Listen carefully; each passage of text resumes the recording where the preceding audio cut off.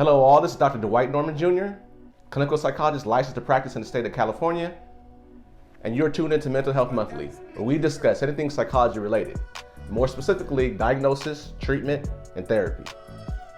This video is going to contain information about how to keep the family strong, how to work those interactions and keep them positive between parent and child. In addition to that, we're going to talk a little bit about the reopening of your city and communities, and also how it's going to look going forward in our educational system. When your kids get ready to go back to school, I believe it's going to look a lot different.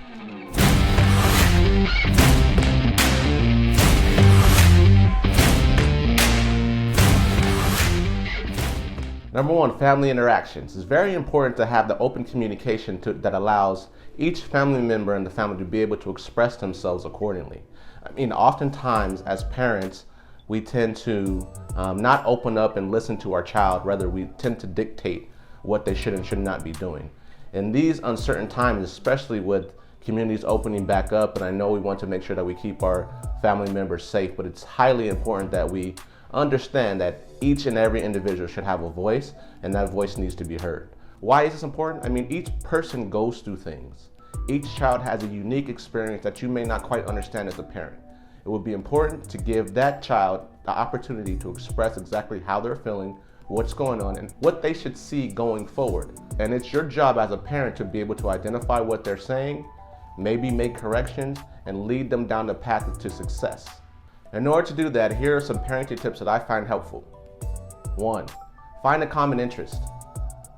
It's much easier to have open communication when you're both interested about the topic that you're discussing. 2, interact in a way that doesn't present resent, shame, or blame. 3, schedule a time to have these conversations. And during this time, get rid of all screenplay. That means no TV, no phones, no internet, no computer, no laptop, no tablets. Now this may be difficult at first, especially if you're not used to this format.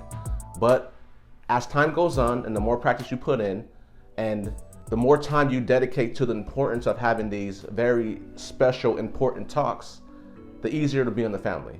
And I have found that it will be easier for you to communicate in a positive way and really get your goals met by doing it this way.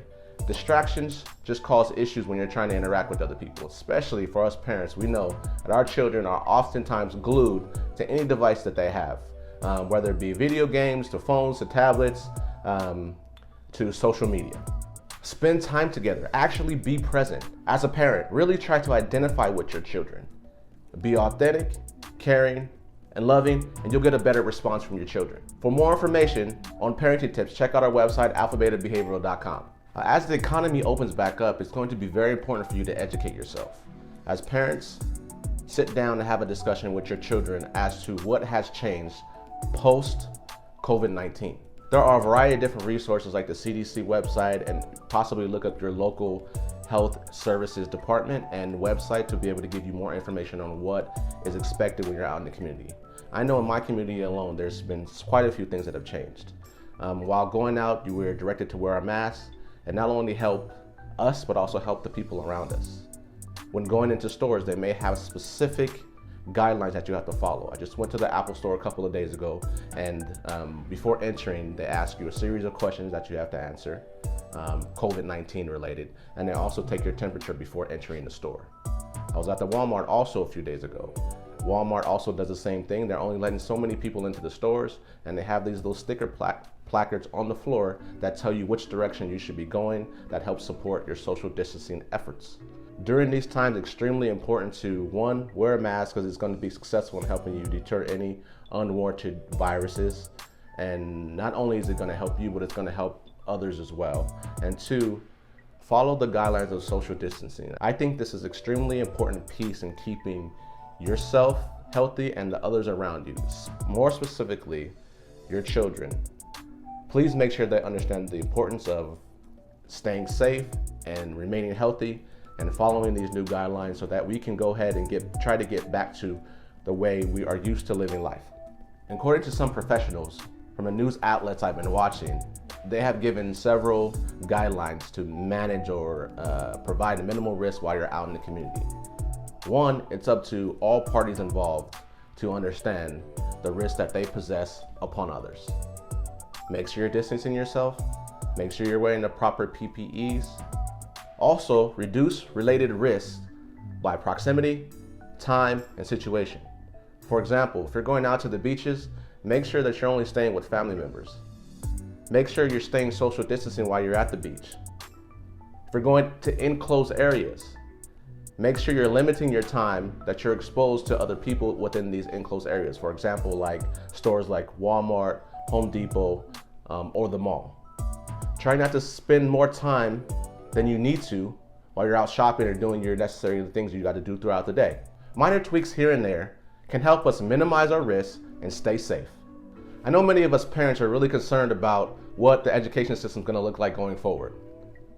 I've heard a rumor, of course, that schools are going to be opening up back in the fall, and I'm curious, and I've heard from a lot of different parents, they're also curious as to what that's going to look like, what the classroom is going to look like, what the schools and the administration are doing to keep our kids safe.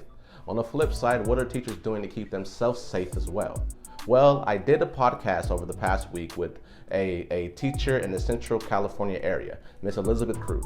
She shared some valuable tips and pointers and things that she's hearing from her community as to how the administration or the school boards or the school districts are trying to keep our kids safe while trying to reopen to get back to educating our kids as they should be. If you haven't already, go check out our podcast, Mental Health Monthly. This episode in particular, specifically, we're talking about how to become a teacher if you're interested in that, and also what the classrooms are going to look like going forward. Some of the things we talked about in the podcast are ways to minimize risk in the classroom. One of the things that I've seen in some of the newscasts that I was watching over the past week is that some schools in some areas have already opened up. Some of the things that they're doing to minimize the risk is consistently spraying down campuses and classrooms and wiping down the tools that kids use for learning. Also, upon entering the campus, each individual was getting hand sanitizer and also a mask to wear. I also watched or seen a news clipping of one classroom had plexiglass around each station, each desk, in order to help individuals stay safe and distance themselves and still communicate effectively enough to be able to learn what they need to learn. One of the most important takeaways from the podcast was the difference between virtual learning and physical learning and what those two look like. What I gather, it seems that there's going to be a good mixture of the two going forward. As far as the virtual learning, kids are going to be using platforms like Zoom, FaceTime to be able to communicate with students and also communicate with their teachers. And other things like Chromebooks and internet accessibility will be administered from some school districts, and kids will be able to work from home. As far as physical in-person learning, one of the major key points is to put things in place so that individuals or kids are not congregating like they used to. For one, if you're in one classroom, you're most likely going to stay with those kids in that classroom. You're not going to be able to intermingle as much as we did in the past. So things like recess, lunch, after school activities are going to be strictly monitored to be able to keep each individual safe and ensure that we're minimizing the risk. For example, one of the things that may happen is lunch may happen in the classroom rather than in this big auditorium or cafeteria. Another thing that may happen is when individuals are able to go out to like PE and activities like recess, they'll just go with the classroom of individuals that they're already in anyway. For more information and resources on how education will change and what the classroom will look like, go ahead and check out cde.ca.gov.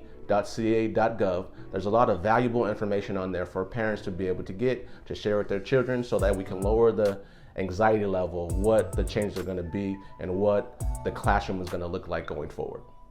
Thank you for tuning into the video. Again, this is Dr. Dwight Norman Jr., founder and chief of Alpha Beta Behavioral. For more information, check us out on the web at alphabetabehavior.com. Until next time, peace.